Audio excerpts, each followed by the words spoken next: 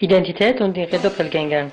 Betreuer in des Seminars Professor Susan Babai, LMU Universität München, Wintersemester 2010-2011.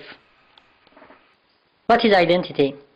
Cogito ergo sum. I think, therefore I am. But shall we take this thinking I as a granted? Moreover, we cannot even think without this I. It's a prerequisite for every perception, for every frontal object to be perceived. First of all, we have to perceive it as an other than what I am.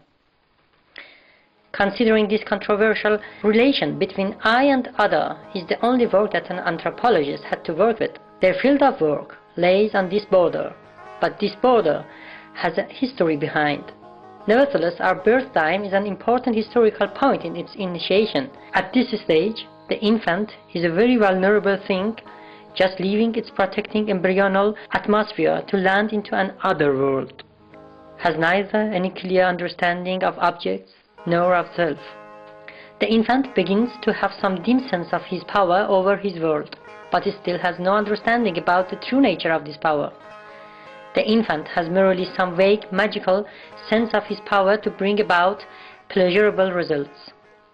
Then, gradually, the child starts to come into terms with this painful fact that the I world ends up somewhere on the borders of his or her skin, and from there on starts the unknown, mostly non-obedient world of other, and he or she has to interact with it through some pre-established communicative mechanisms and normatives. Culture. Every culture develops some kind of acceptable behavior who determines and predominates the way that a body should communicate with its environment, and handshaking is a handy example in this respect. There exists a bewildering long list of habits to this short ritual. These regulations or taboos found to be more tense according to holes of a body. Eyes.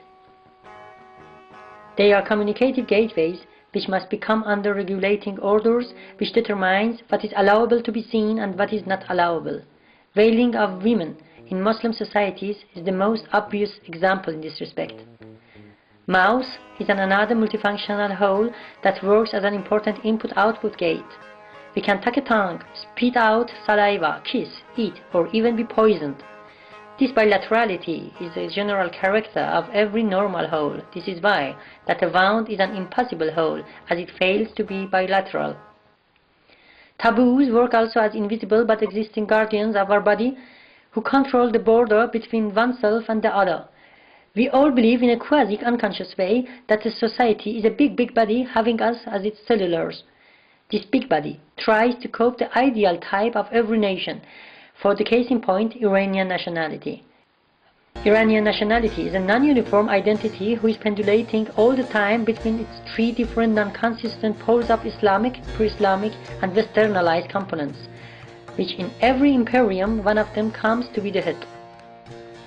This establishment will enjoy any form of mass media as propaganda to introduce itself as main culture and the others as some ignorable subcultures.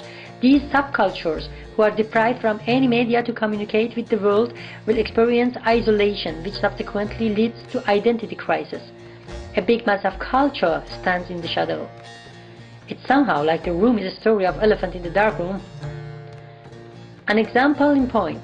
The national emblem of Iran was Shir Khorshid, a lion before a feminine sun, which emphasizes the protective relation between king and the people, and implicitly man and woman, as a vulnerable object of desire who must be protected through the masculinity of system.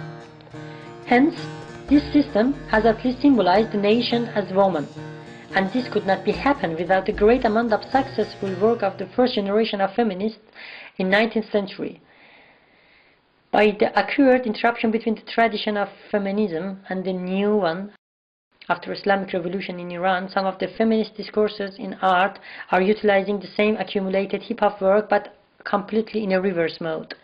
Instead of reflecting a true image of an Iranian woman, they are showing it as a shadow that by nature carries a very similar but negative identity. They are promoting the same image which is every day propagated through every media of any establishment broadcasted from west to east, inside or outside. They objectify their models to show the same stuff that already is stuffed by the mass media, and very unwillingly and paradoxically they establish again what has been meant to be established by the system that they are supposed to fight with. And this works against their national honor and postpones any oncoming opportunity for equalized relation with this other.